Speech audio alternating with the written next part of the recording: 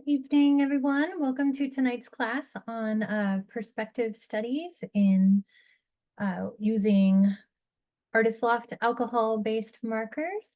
I am your instructor, Adrienne Hodge, and tonight's class is going to be a very simple perspective studies class. We do not necessarily need rulers, although if you struggle with what we're doing tonight, then you might want to grab a ruler at some point, but you should be able to complete it without a ruler. And we're going to be using some images of this lovely old Polaroid box here. So I included some reference photos in the supply list. And tonight's class is the last class that we're going to have for November, the last class that I'm hosting with Michaels for November. And then the upcoming classes will be in December, and they're all pet portrait classes. We're going to do some pet portrait studies in graphite, and then a two-part class on pet portraits in gouache paint. So I'm excited about that.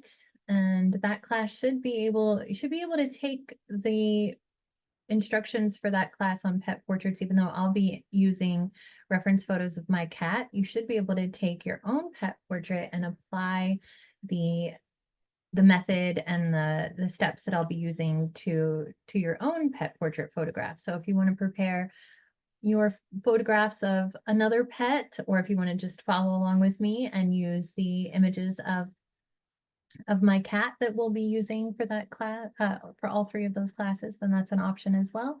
So that's what's coming up in December. I'm gonna go ahead and switch to my tabletop view and go over supplies, and we will get started. And don't forget to tag your work from tonight's class with the hashtags Make It With Michaels or Michaels Classes, and you can follow me on Instagram at AD And I feel like tonight's class is very Instagrammable because the original Instagram kind of had a Polaroid theme to it, right? Even the logo. So yeah, this might have a nice, you might have a nice product that you might want to tag or post online, and make sure you tag me. And if you use just those hashtags, I might not see it. So make sure you tag me at AD Hodge. That way I will see it because they tend to get buried. You can also tag at Learn with Michaels, that page on Instagram, and they might share your work on Instagram, and that's always fun. And then here are some of my business cards. You can also follow me on Facebook, Adrienne Hodge Fine Arts. Okay, I'm gonna set all that aside. And so we're using the alcohol-based markers, the Artist Loft brand dual tip sketch markers, the alcohol-based markers, and I have a few different sets here that have gotten mixed up, but the colors that we're going to be using, if you want to go ahead and get those out now and just have them ready, because that might slow you down, are, I'm just going to list, well, actually, let me go over the other supplies and then I'll list off those colors that we're using so you can get those out and get those prepared. Okay, so alcohol-based markers.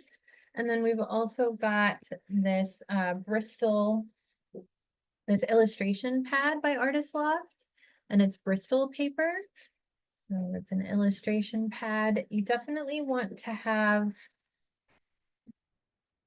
I mean, if you've got regular drawing paper, that should be fine. But if you've got some thicker paper, these markers will just show up a lot nicer on some thicker paper like this. Even cardstock, if you happen to have some cardstock, but you don't have Bristol paper, that would be a nice option. Okay, and then I've got some sketching pencils so we can do a little preliminary sketching, and then you're also going to want some illustration pens. So I've got those Artist Loft illustration pens. And we've got an eraser. I think that's it. And then let me pull up our reference photos here.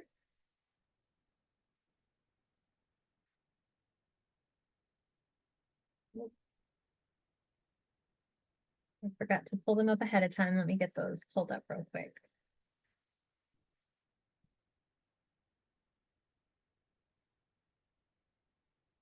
Here they are.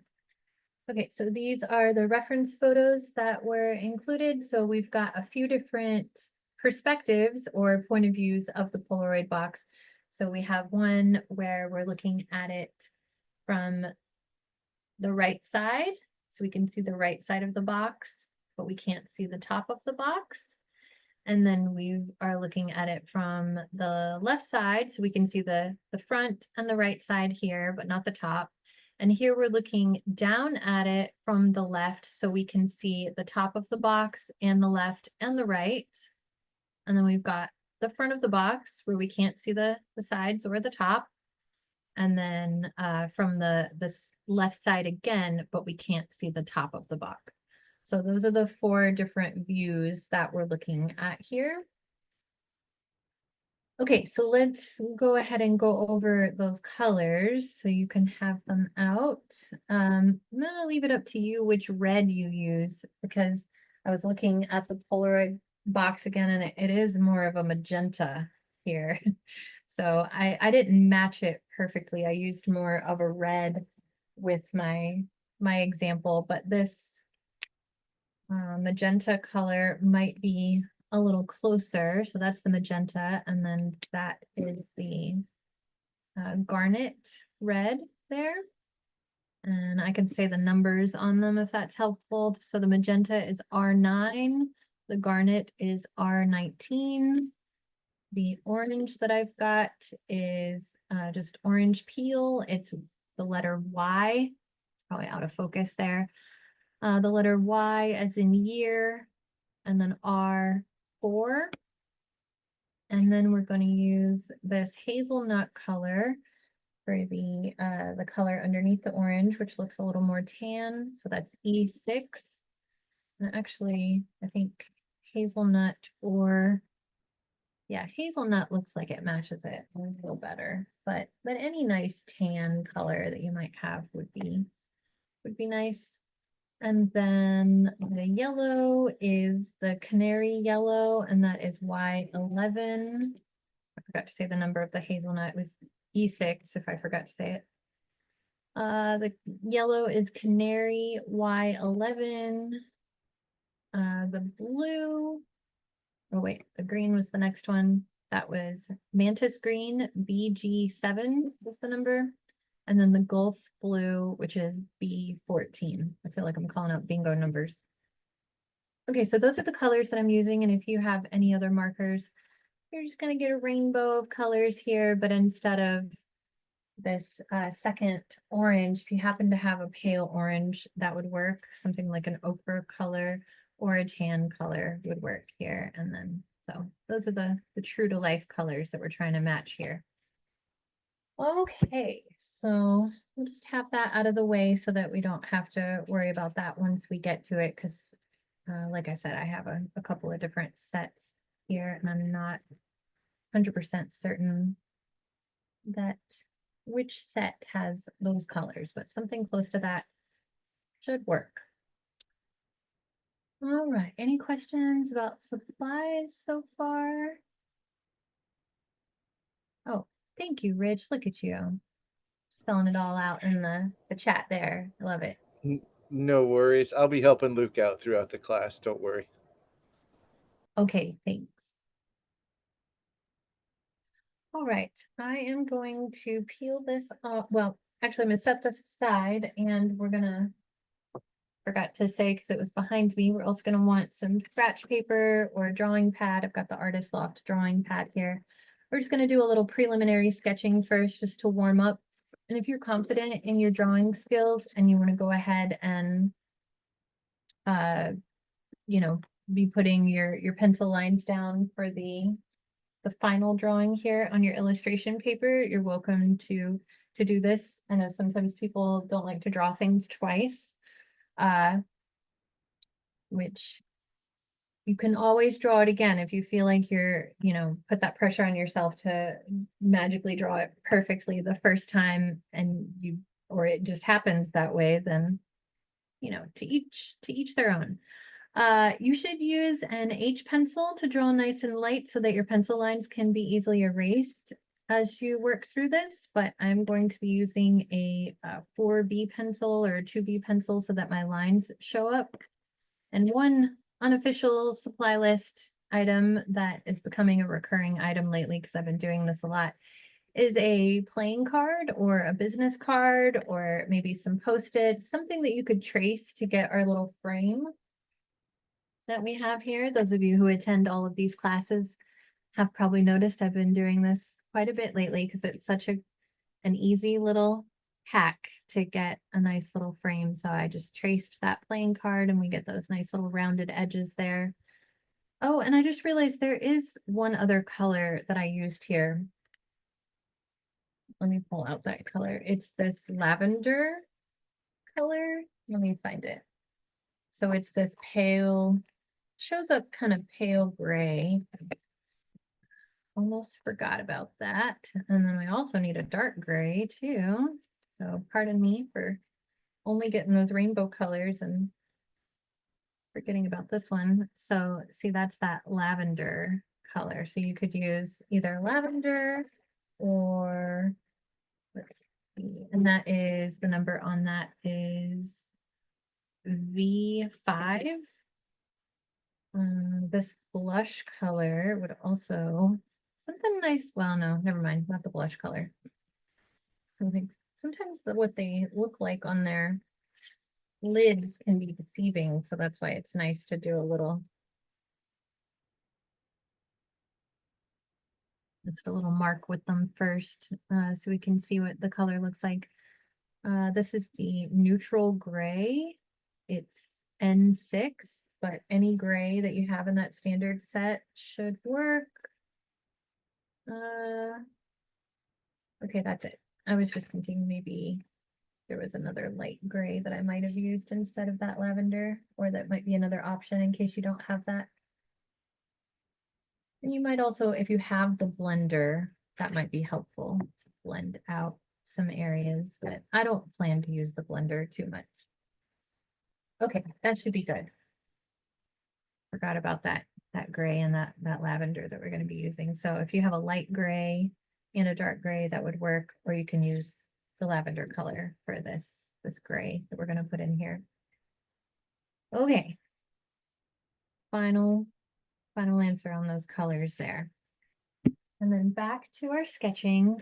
So I was just talking about the playing card, and then I noticed how I outlined my entire frame of the playing card. I also used the lavender, or you could use the light gray as well. I just wanted it to be a nice light frame there. Okay, so setting that aside, we're going to do some preliminary sketching now. So I'm not worried about this being perfect. I just want to talk about these different perspectives because I want to draw my pencil lines super light on the final drawing. So you might not be able to see my lines. So this is basically where the teaching is going to happen. So like I said, if you want to go ahead and do this on the final paper, you can. I just need to be able to draw nice and dark so that it'll show up on the Zoom. And if I draw super dark on the illustration paper, then I won't be able to erase it. So that's why I want to do it this way, purely so that you can see what I'm doing on the Zoom. So if you don't want to have to draw it twice, you might be doing this on the final paper so that you're ready to go. But also, if you do that, you're expecting yourself to draw it kind of perfectly the first time, unless you draw super light with an H pencil.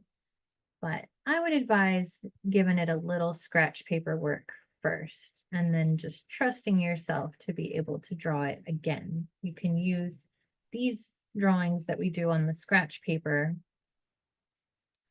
to help you when you draw it again. So I just outlined that card 4 times, and you could just draw 4 rectangles or boxes if you don't have a business card or a playing card or anything like that to outline like I did. Okay, so let's pull up these reference images and talk about perspective here. I've had multiple classes on drawing in perspective, and Rich has a playlist actually that the good folks at Michael's shared with me this week that you can refer back to.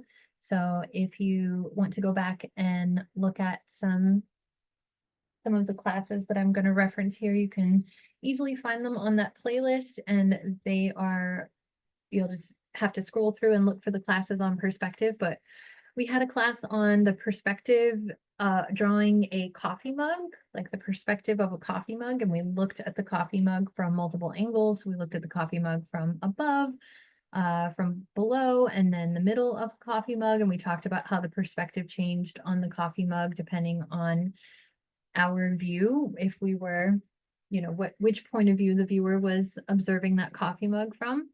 We also did a number of linear perspective classes on 1, 2, and 3-point perspective, looking at architecture. We did some perspective studies.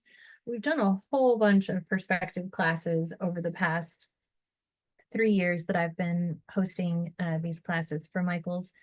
But we haven't circled back and done anything with just a box in a while. And so I thought this would be a fun refresh of perspective. And also it would give us a chance to practice something that we did in the urban sketching class, if you caught that one back in August.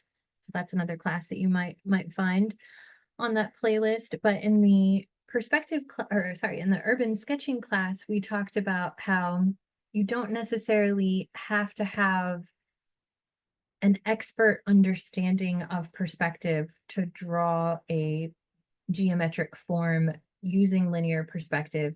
All you really need to do is have this basic understanding of how a geometric form changes and how we might draw it depending on the angle that we view that form. So basically what I've done here is I've included 1, 2, and 3-point perspective.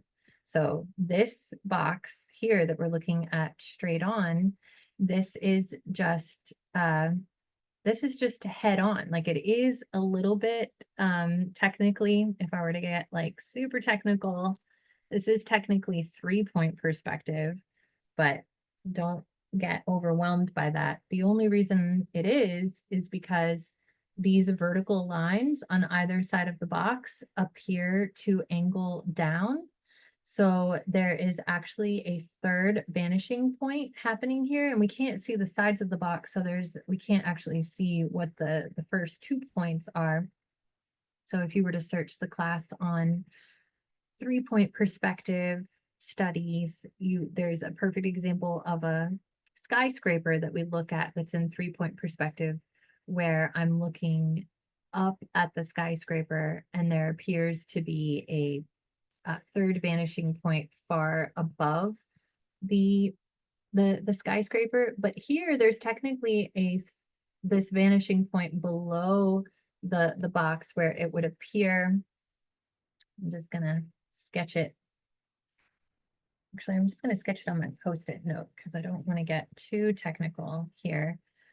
But in 3-point perspective, we've got this angle down to a third vanishing point that's either far above or far below the viewer's eye line.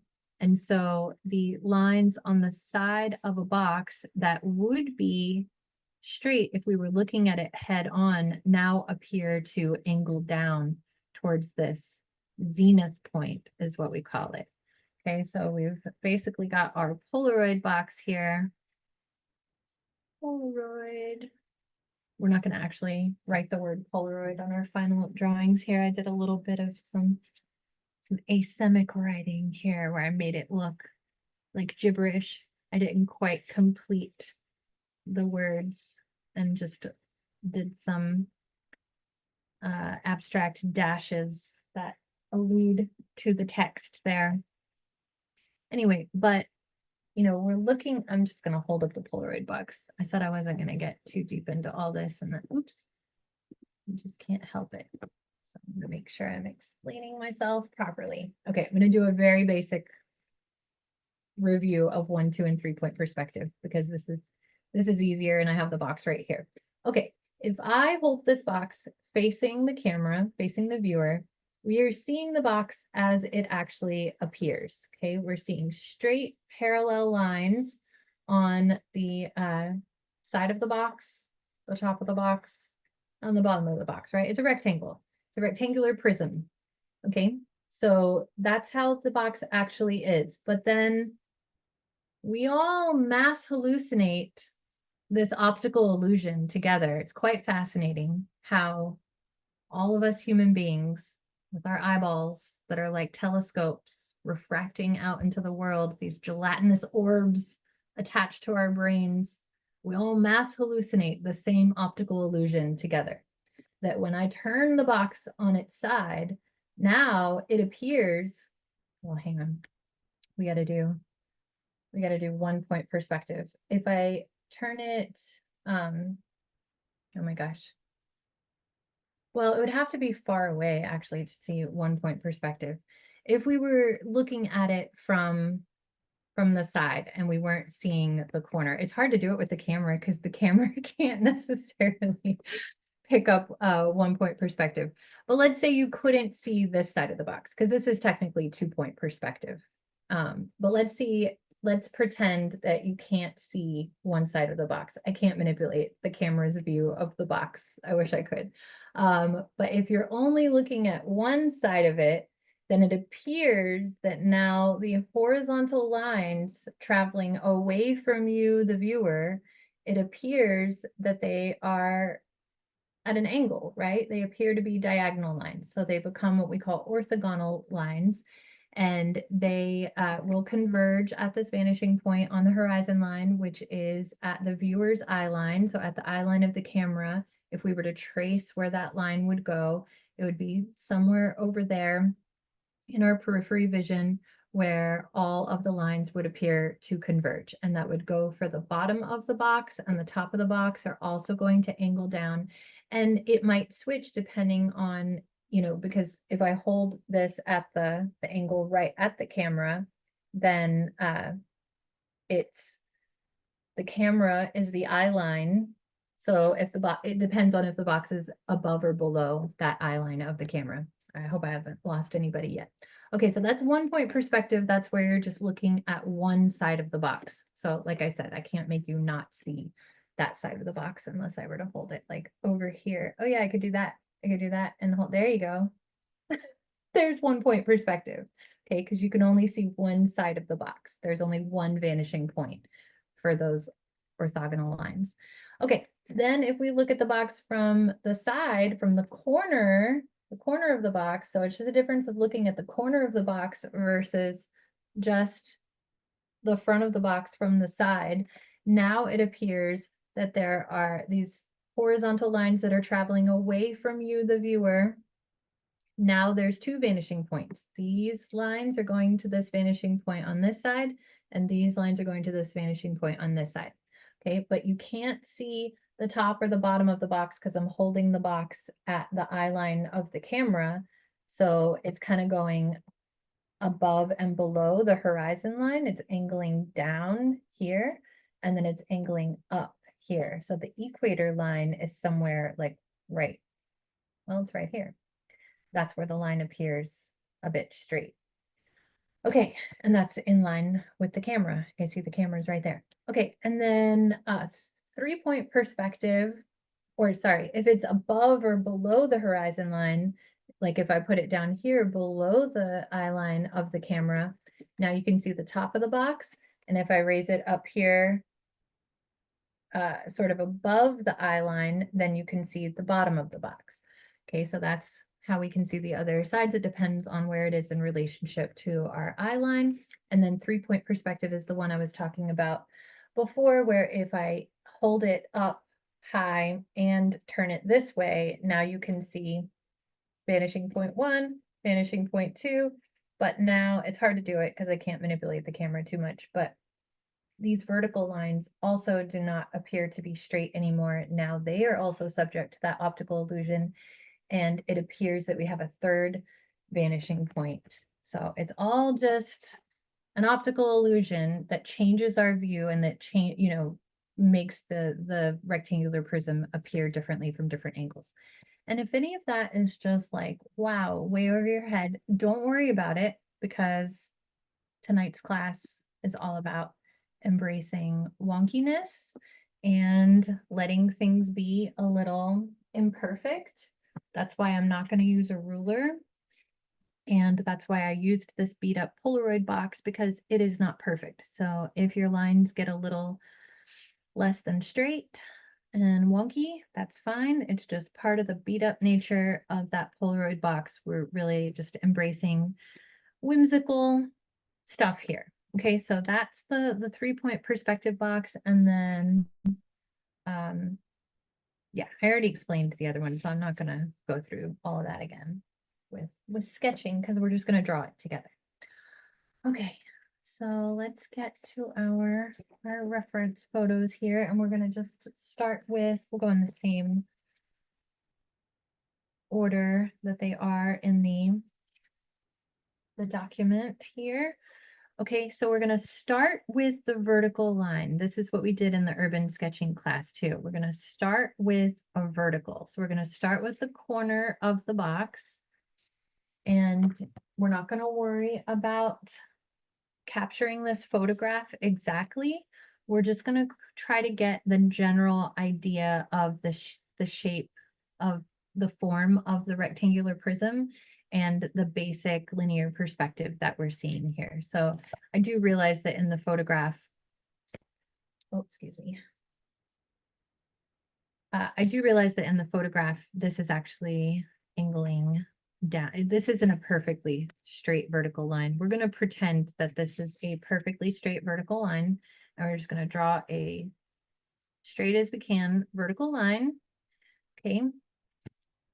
And we're going to draw it kind of off to the right to leave ourselves space for the rest of the box.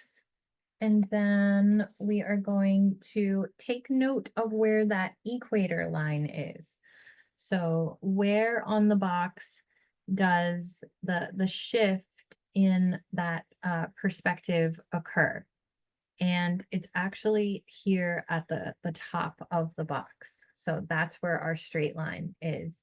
And then we're going to have a slight angle up that is going to become more severe as we go down on the box. And so basically all we want to do is we want to create like a little fake triangle right here. We want to imagine a triangle. Okay, so first I'm just going to draw the straight line for the front of the box, or for the top of the box. As straight as you can, don't worry about. Okay, and then if you want to start to draw the other side of the box, you can, but we want to create this triangle first. So I'm just going to draw it first, and then you can see what I mean. So I'm going to imagine this. Somebody who knows geometry, tell me what kind of triangle that is that we're drawing there. I'm going to do it a little bit again here at the top because we want a slight angle down. Okay, so we're looking for something like that. And then we want to erase this line that created the triangle.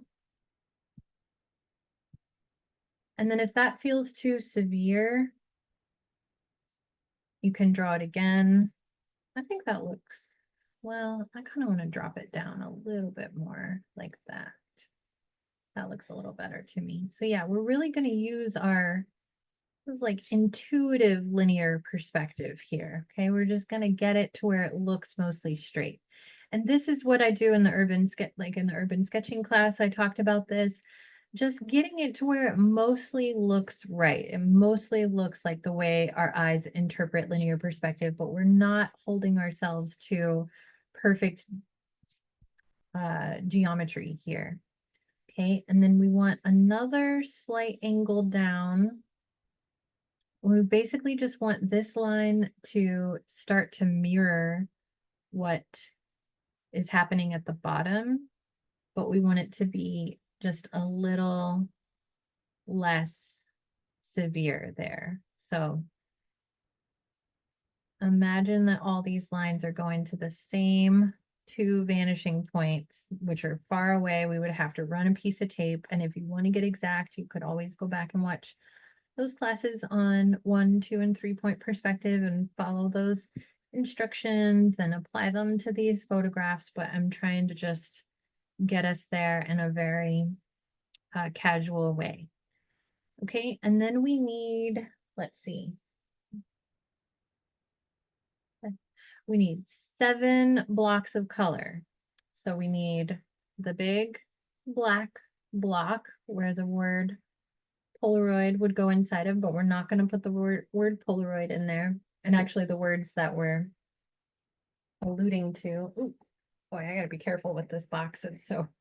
It's the word sonar and one step and pronto land camera. Those are the words that we're just half-heartedly drawing there. I guess I could have pulled up the reference images, but the box was just right there. Anyway, so we need a thicker line for the black box, and then we need 6 because we got red, orange, tan, yellow, green, and blue. So, and we're just going to try to match up the lines. And again, we're going to draw this again on the final paper. So, all right, so we're looking for something like that. And it does not have to be perfect. We're embracing wonkiness. And we're going to go about halfway down here so we've got black, red, orange will be there. And then right about in the middle of the tan one underneath that, we're going to do the background horizon line right about there. And then we want this shadow. Shadow is going to really anchor it down. So we definitely want to make sure we're putting the shadow in there. And then if you want to get even more, get another layer to that shadow, do the lighter shadow that we're seeing there as well. So that's the one that we can make light gray or lavender. And that's going to also help to create depth and the idea of perspective without getting super exact and technical here.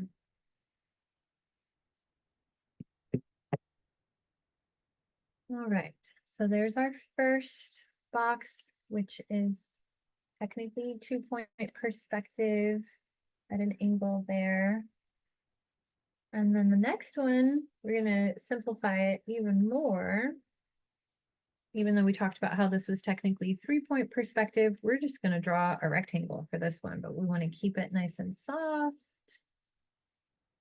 So we can have that wonkiness, like on this one, if you want, let's go back to this one for a second and see how we might add the little tear or little dent in the side of the box there. And all these details are just going to give it some fun character.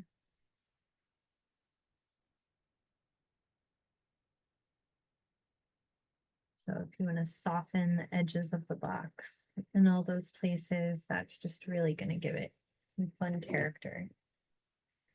And then our next one, oh, I put them out of order in the document. But we'll go ahead and just stick to what my other example is. So we'll jump down to the third photo in the document, and we're just doing the front face of the box. So we just got that big soft rectangle there, and try to get it to be the same size as the Polaroid box in the other thumbnail or other little frame there on the left. Try to get it about the same size. And we'll soften those corners. And then again, we'll try to make sure that we line up how we drew it on this side, line it up the same here. So make the thickness of your color blocks about the same on each one. And this is where if you wanted to grab a ruler, you're absolutely welcome to, but I'm not using a ruler. 1, 2, 3, 4, 5. I drew too many lines there, but that's okay. All right, so we've got that one, and then we've got the shadow on the side of the box. And then we want to have that horizon line in the background at about the same spot here. That one's definitely a little easier, but they're all pretty easy when we break them down the way we're doing. Okay, and then the next one is the one where we're looking down at the box. Okay, so again, we're going to start with that strong vertical. And with this one, we are going to have that that vertical, that 3-point perspective happening here. So I'm just going to sketch a quick little. So if I have my, let me get this out of the way. So if I have my vertical line and I have my zenith down here, I'm just going to draw a more exact 3-point perspective box here. And let's say my vanishing points. This is very skewed. Okay, never mind. That's not going to work. Let's ignore those vanishing points. Need to be able, the vanishing points would have to be way this way. We're going to put them way over there.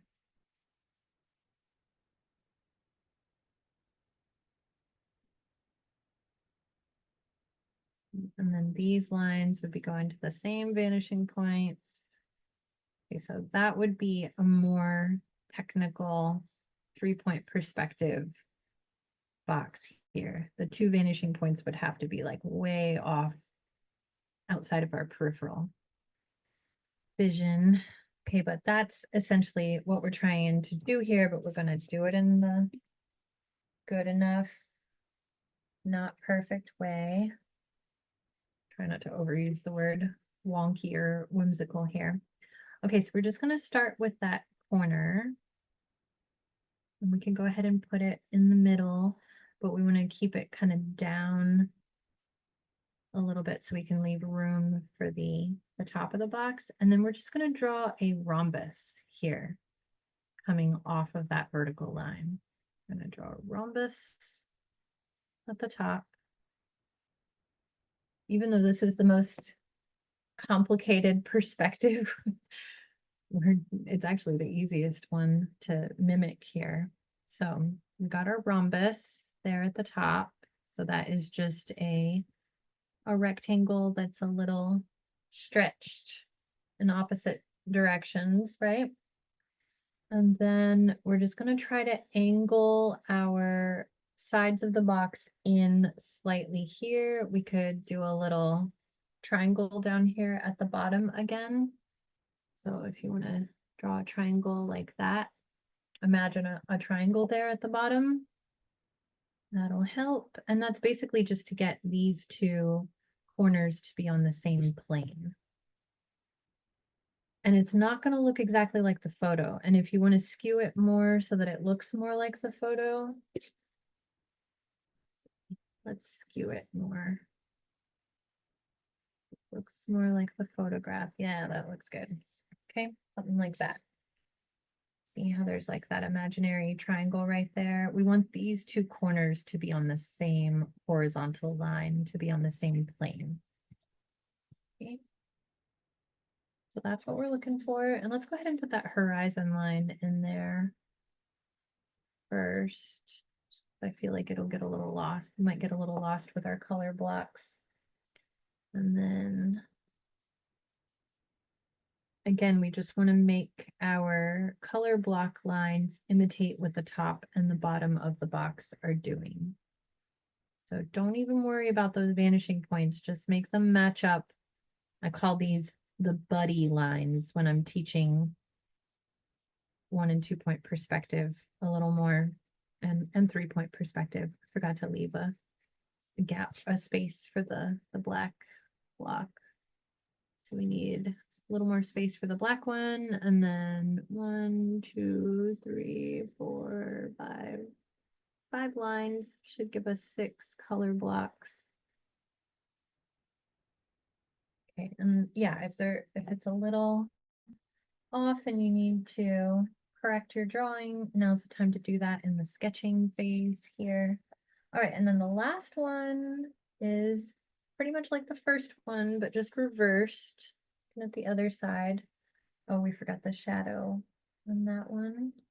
So there's a lighter version to the shadow here at the top, and then a darker version to the shadow at the bottom.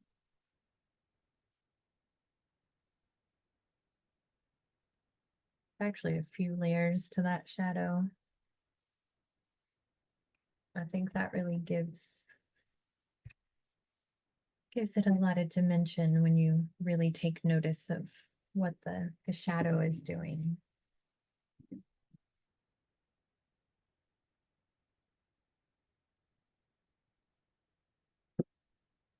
All right, now to that last one. It's just like the first one, but the opposite. Okay, so now we're looking at the left side of the box. We're going to have that same strong vertical.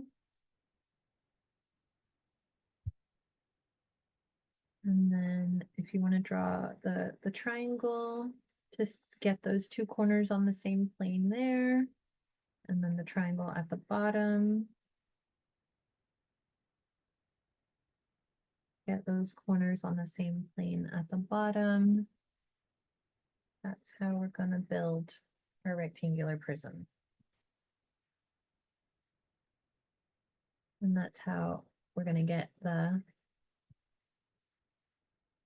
top and the bottom orthogonal lines to angle towards relatively the same vanishing points if we were to draw them. And then the equator line for this one is almost where the black line is. Not really, it's a little bit above it. Like we could imagine a straight line right here, and then we could do another triangle below that. See what I mean? So I'm going to erase the straight line that made that a little triangle. So basically everything above that eye line or that equator line that I just erased, there was an angle down towards our vanishing points above that line. And then below that line, the orthogonal lines switch and start to angle up. But I don't want to confuse anybody too much. So really you just draw that, that little triangle right there, and that'll do the trick. Okay, and then since everything below that line is angling up to our vanishing points, we just really want to make it line up with this line and this line. So we want there to be like a slight shift happening so that we can, when we get to the bottom, we are angled mostly with the same angle as the bottom of the box. So this one actually is a little trickier. How did that first one not have so much trickiness to it, but this one seems to. I guess because with that one, I skewed it more where the equator line was closer to the top. But I will admit I drew that a little wonky, but I'm not worried about it. We're embracing wonkiness. Okay, and then we'll put all those fun characteristics in there because all those little character things are gonna distract from the linear perspective that might be off. Look at all these like little tears and rips in the paper of the box. We'll get that horizon line in the background, or the separation between the backgrounds. And then have the shadows. And we've got multiple dimensions to that shadow again. We'll put that in there. All right, we did it. We've done all the heavy lifting. Now we just got to draw it again, which is easy because you already drew it once and you maybe already drew it on your final paper. So I'm going to draw it again on my final paper real quick here, and y'all are going to have to just be patient with me. And you're not going to see my lines because I'm going to draw them super light with my H pencil. Fresh sheet of paper going here. Mm. So yeah, are there any questions, Rich, while I'm sketching this again? No questions yet? Okay, awesome. That means I'm doing a good job. I didn't confuse anybody with all that.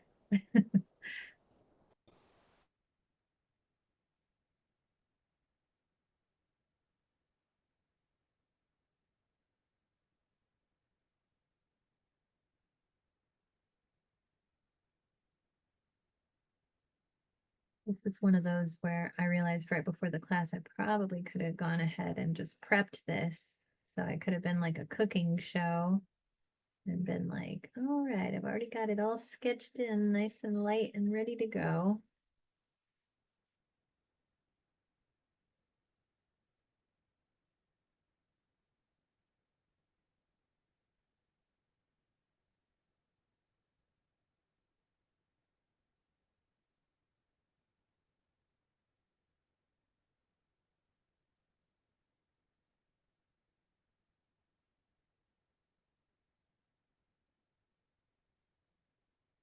And this is a good follow-up to last week's class. If anybody attending tonight's class missed, oops, last week's class. Rich and I were just talking before the class started about how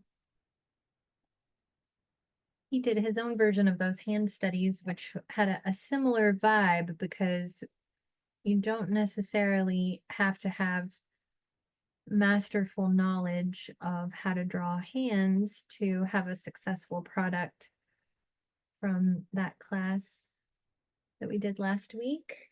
And this week, same thing. You don't necessarily have to have masterful knowledge of linear perspective to get some fun perspective studies to happen here. Because, yeah, perspective doesn't have to be a scary, complicated subject because it's really just about the shift in your point of view. Okay, let me just get this.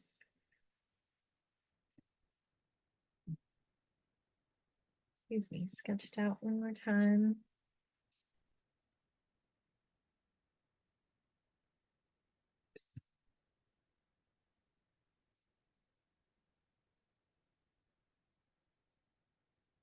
Gotta take my own advice and start with that vertical. I'm not going to draw the triangle again, but I am just paying attention to my corners, making sure those are on the same plane. And then I want the top of the box to be mostly straight. I mean, technically we can see a tiny bit of the top of the box here. We're just pretending that we can't. There is a slight angle down on this side, but not much.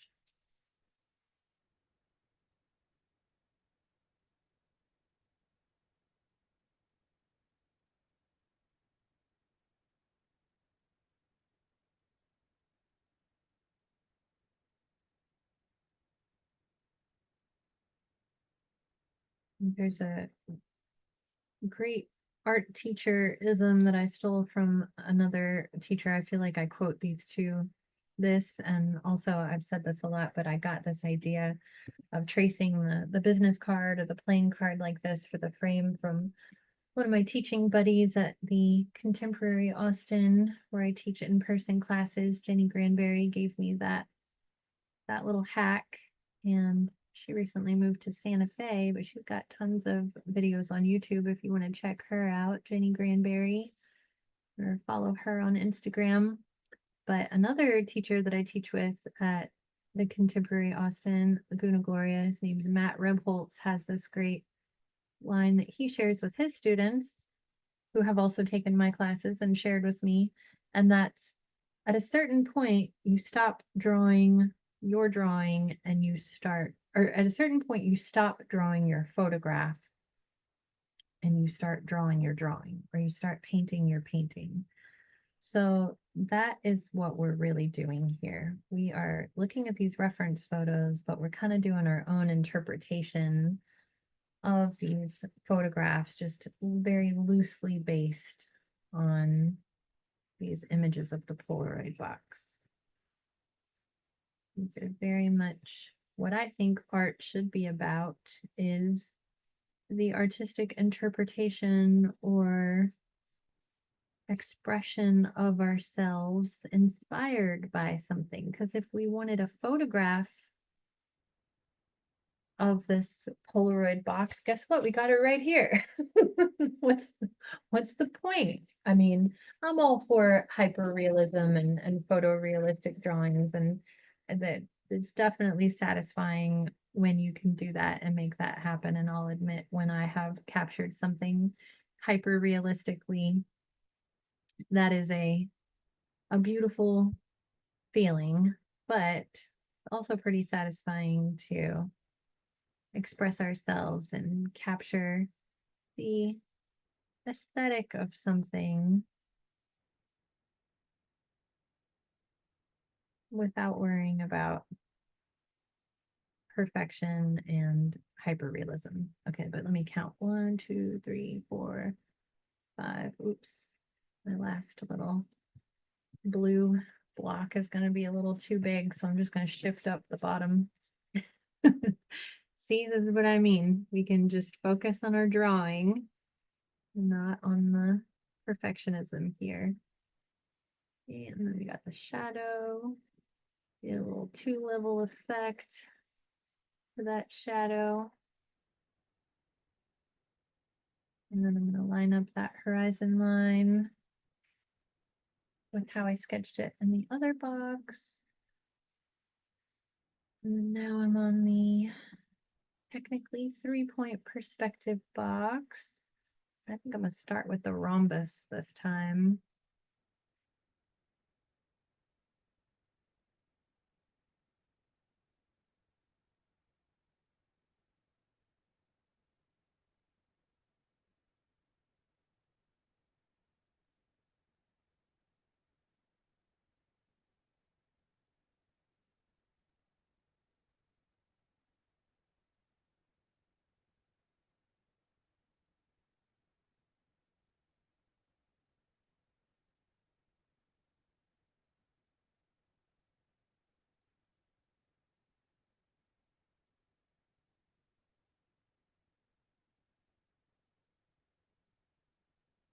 Find myself saying the same line to my students a lot lately, and I think I said it last week in the other the hand studies classes. I feel like I'm always just trying to think of ways to set people up for success. Like, what little tricks and hacks can I give you to be successful with something that is maybe an overwhelming or confusing topic like perspective studies here, and just set people up for success so that they don't avoid perspective, because a lot of people, or hands, good example like that too, because people will avoid drawing hands because it's so complicated, or they'll avoid perspective. Like, I could easily see me handing out these images to a classroom full of adult students, because I teach adults primarily. Every once in a while I'll teach a kids camp, but let's say I'm talking about linear perspective, and then if I were to pass out these images and give everybody a choice, the likelihood that people would choose this photo over this photo is very strong. They would be like, oh, I'm not going to challenge myself to do that. That's too complicated. But I feel like that one was kind of one of the easiest ones to do, because we just had to start with that rhombus and then match up those triangles, right? But we are doing this tips and tricks version of it here, and maybe if I were to pass it out in class, there might be an expectation for people to get it more exact. But even then, I always say, if you're putting pressure on yourself to have some perfect product in the in-person classes that I teach, that it's probably a self-imposed thing. You're doing that to yourself, because I'm a very process-based teacher. All right, 1, 2, 3, 4, 5. I need one more. Oh yeah, the fact that most people would not choose that photograph tells me there's a lot of trepidation and fear of messing up linear perspective. And so that my goal with tonight's class was to take that away. And then I'm going to soften these edges. So if it looks a little too perfect, maybe erase it and soften it, give those little, and then this one, from this angle, we can see that tear, or it looks like an almost tear where the camera is kind of bulged out right there in the box and created a little tear in the paper of the box. And then I got this little wonkiness here and this wonkiness here. I'm trying to get all those little weird moments and indentions that give it character.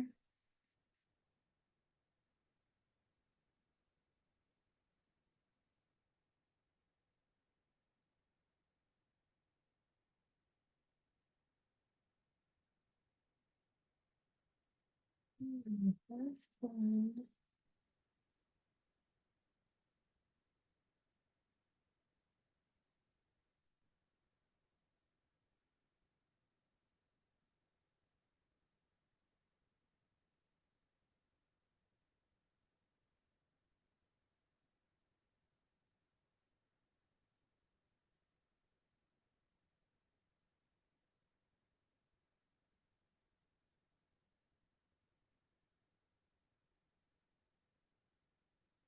We're imagining the straight line right here and then just a slight angle up below the straight line.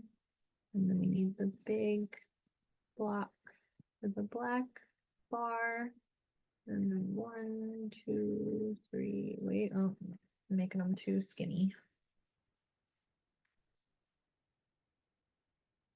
Maybe I should start from the bottom and meet myself halfway.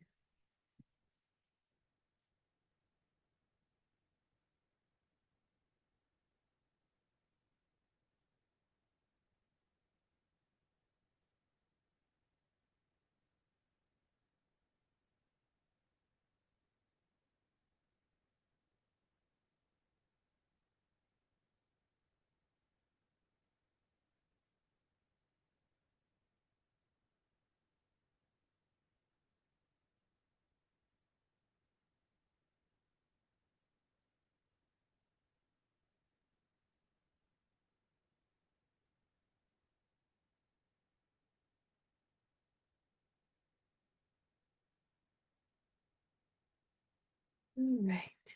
I always think that I can see my drawing good enough on the Zoom right now, but then whenever I watch these playbacks, when I'm drawing super light with my graphite, it just does not always show up. So I don't know how much my drawing is even visible right now to y'all, but I'm about to add all this color and pen to it, and then it should come across more. Okay, so trying to decide if we should do the color first or the pen first. Let's do the color first in case we run out of time. No, we've got plenty of time. I think it's gonna be fine.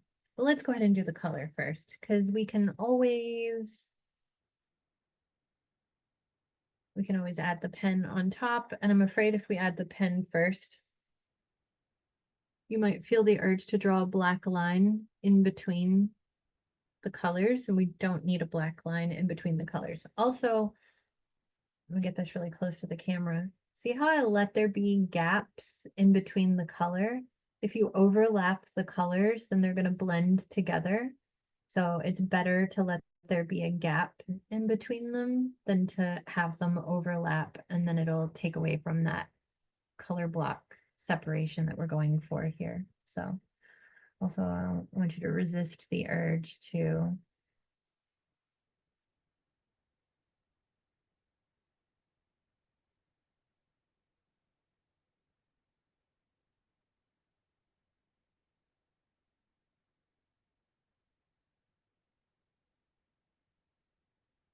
sorry, I got distracted by one of the comments there in the chat. All right, moving along here. So we're going to start with that red or magenta, whichever color that you have on hand. And like I said, we're going to leave a separation. So whatever mark you make the first time can be the one that you go with. Wouldn't worry about perfection, because if you try to fix it too much, it might accidentally go into the next block of color. And then again, taking the orange and just filling in the block of the orange layer.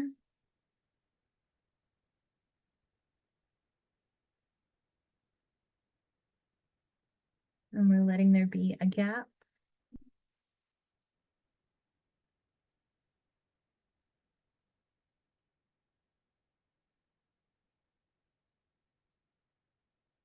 And then we've got that tan color or the hazelnut color.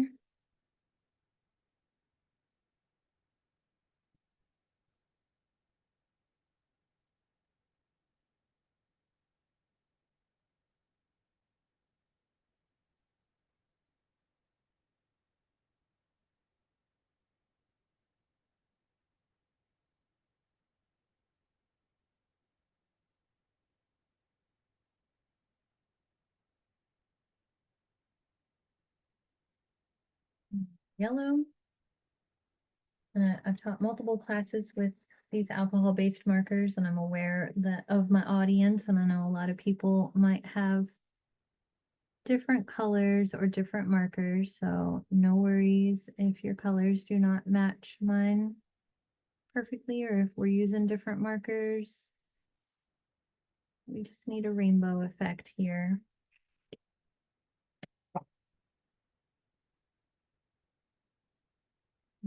Got blue on the bottom, and you are welcome to fully write in the word Polaroid and make yours a little more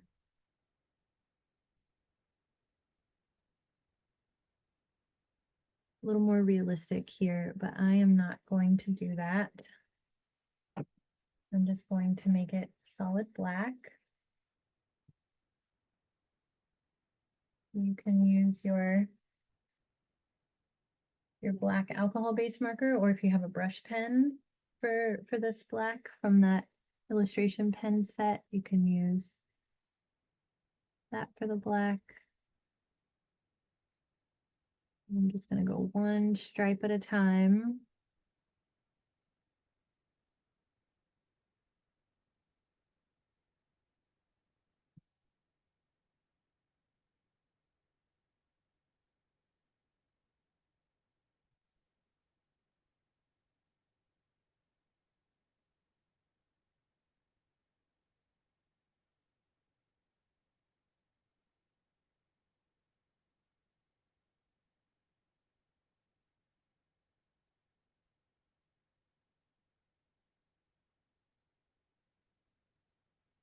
And I'm just going to go all the way down the line here and go ahead and do all the rainbow colors while we have them out at the same time, and then we'll circle back and do that pen last. And we'll add that lavender color as well in the shadows last.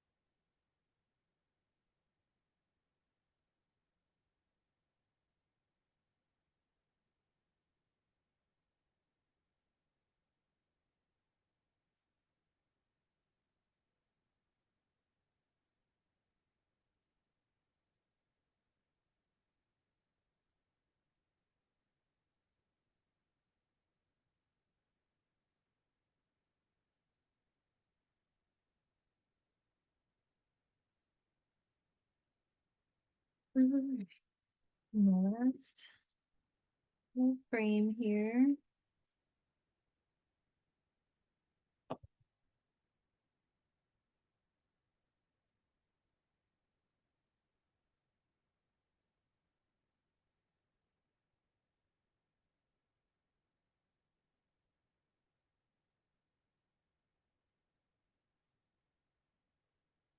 Oops. Oh my goodness. I'll admit I got a little thrown off.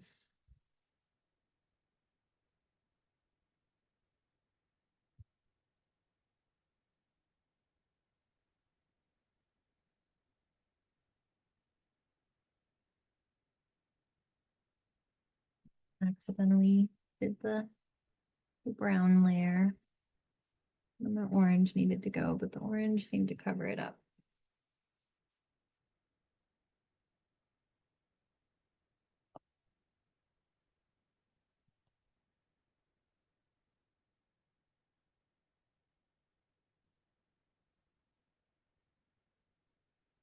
You'd think I'd learn after 3 years of teaching these classes not to read the chat during the class, but broke my rule. Threw me off, y'all. It's been a busy one today, Adrian. Like, this isn't my first rodeo. I used to do that all the time. I used to read every comment, and then I was like, oh, hey, I don't have to do that. That's why we have Rich.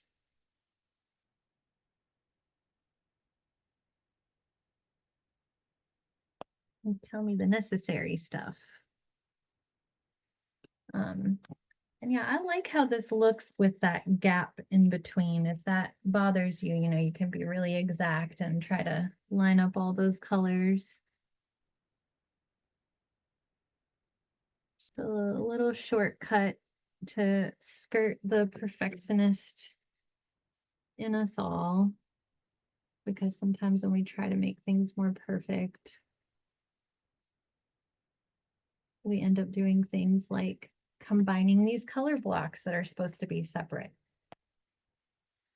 And you can always go back in, and clean it up, like when you're done. Like right there is one that's bothering me. This gap is a little wider than I'd like it to be.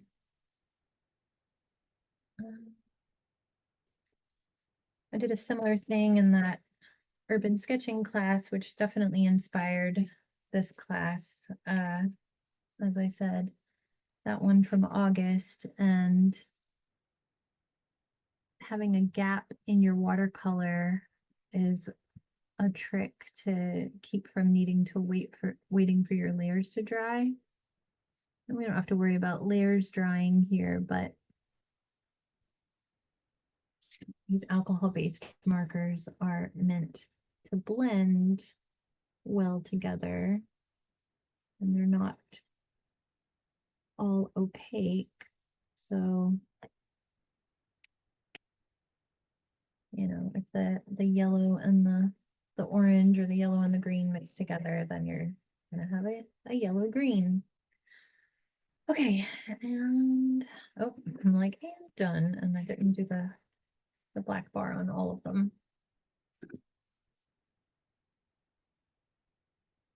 So if you were going to have the word Polaroid in here, you would just want to sketch it all out and then fill in your black around the word to leave it, the white paper showing through where the word Polaroid was.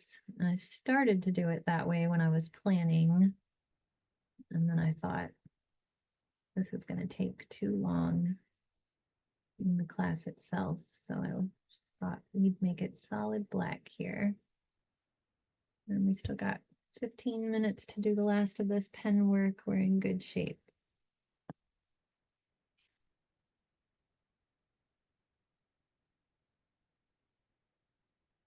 You could take a white gel pen or a white Posca marker if you happen to have one of those. And you could always write the word Polaroid back in with white on top of the black.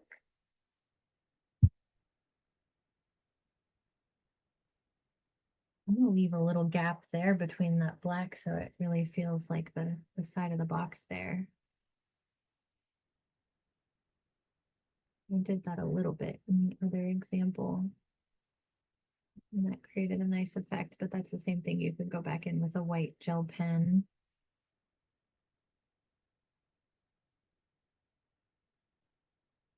And add some of those white details like the cracks on the side of the box and stuff like that. You could add that back in with the white.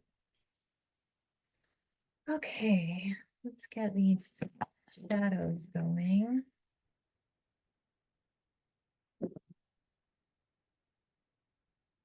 And our lavender or light gray, whatever you have.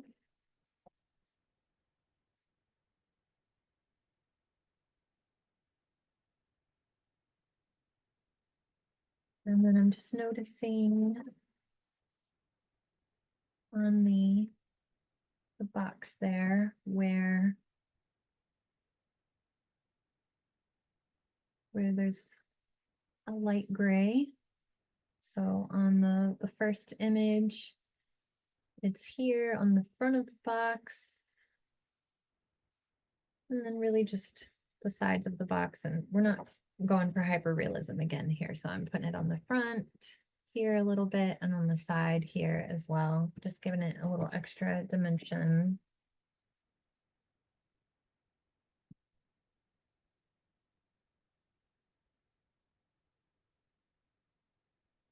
Oh, I forgot to put my little,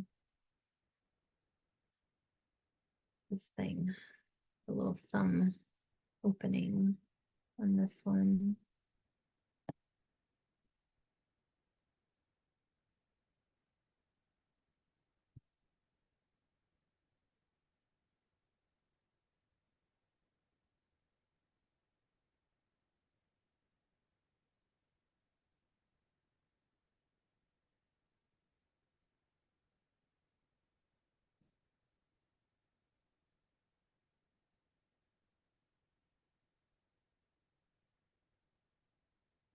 And this is where you could use the blender if you have one.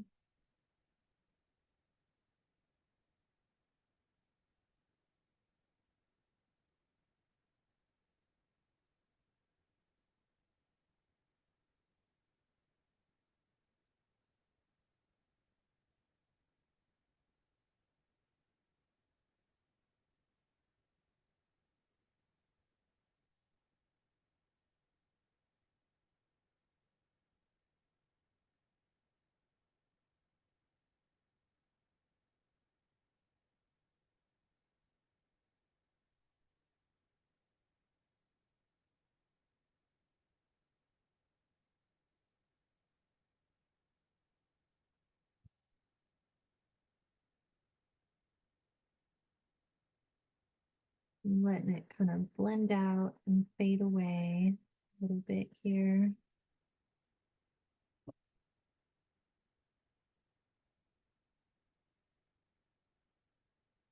And I'm going to add it to the one of the dimensions of the shadows as well.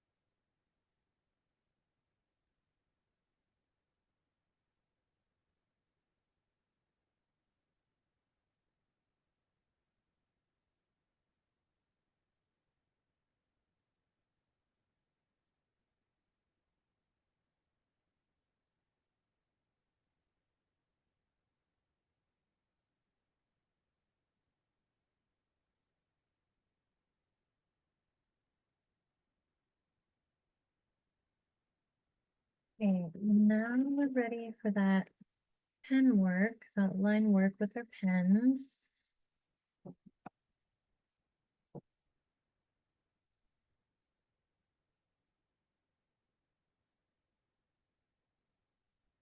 And my trick for this is I want you to hover over the paper a little bit and not put your pen down all the time. So unless you want a hard line all the way around the box, but I'm going for that loose implied line like we have here. So I'm going to let the line be a little broken.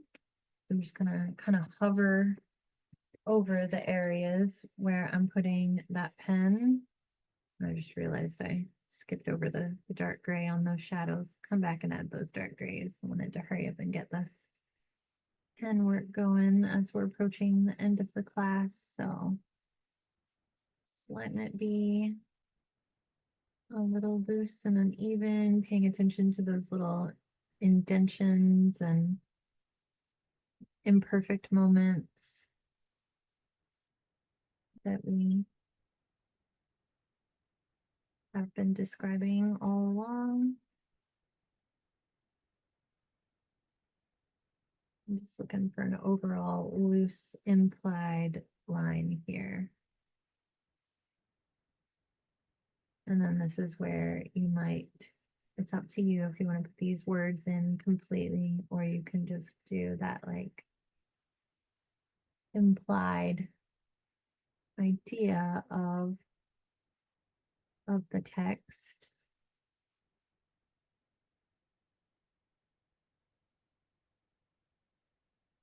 I'm just letting just a little bit of that text come through. Just doing like half a line in each letter.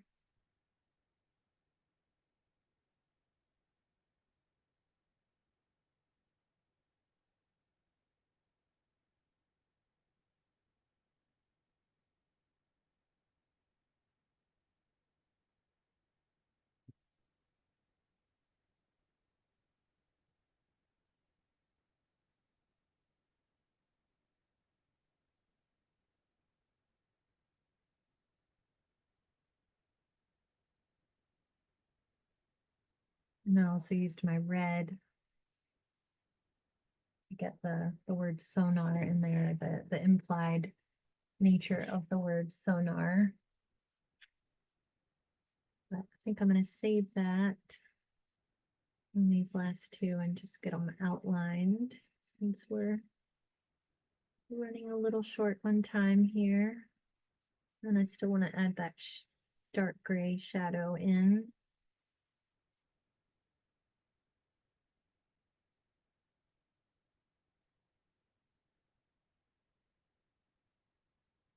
But I'm liking it. I think it's looking pretty good. I kind of like this one a little better than my other one for some reason.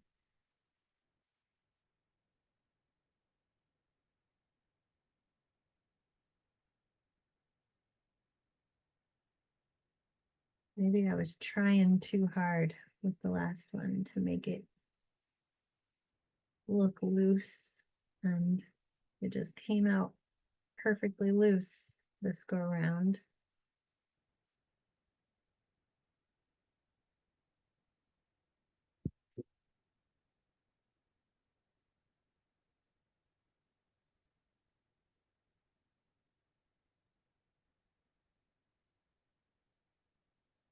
All right, and just that dark shadow.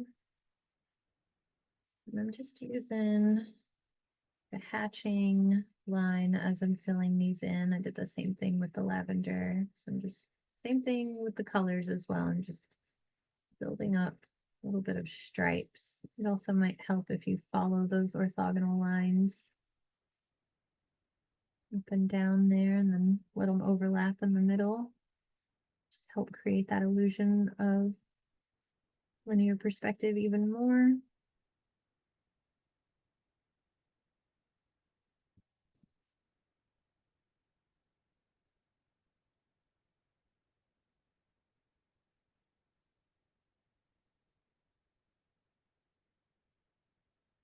And then if you want to outline your frame, you could use your pen or you could use your gray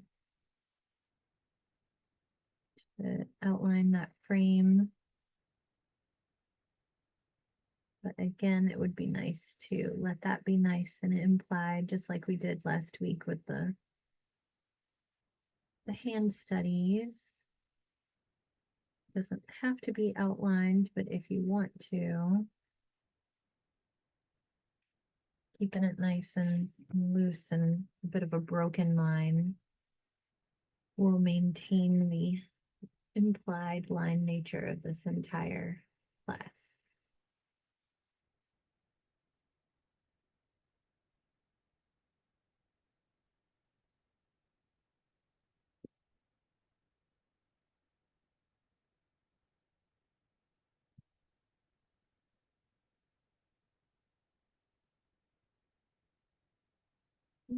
All right.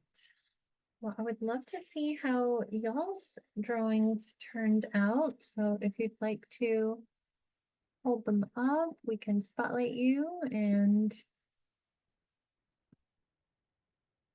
see your examples.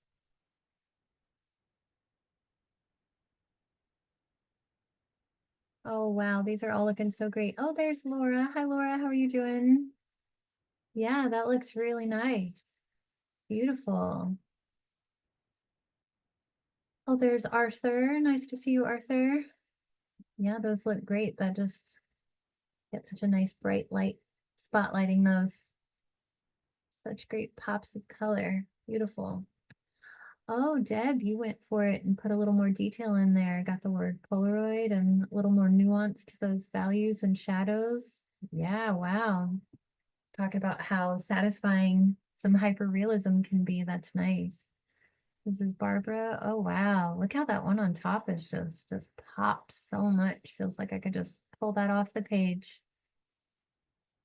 It's great. That little bit of black accent that you did around the corners really brought that to life. Oh, is that it? We're a smaller group tonight. All right. Well, thank you all so much for joining me for these perspective studies, and I will be back in 2 weeks, and we'll do the pet studies. We'll start off with the graphite sketches of my cat, but like I said, you're welcome to use your own reference photos, and I'll show you how to break it down and do thumbnails and studies of your particular photos of a pet, and then we'll be moving on to painting that pet portrait in gouache over the course of 2 classes after that. Uh, thank you all for joining me, and I'll see you next time for those classes. Thanks. Good night.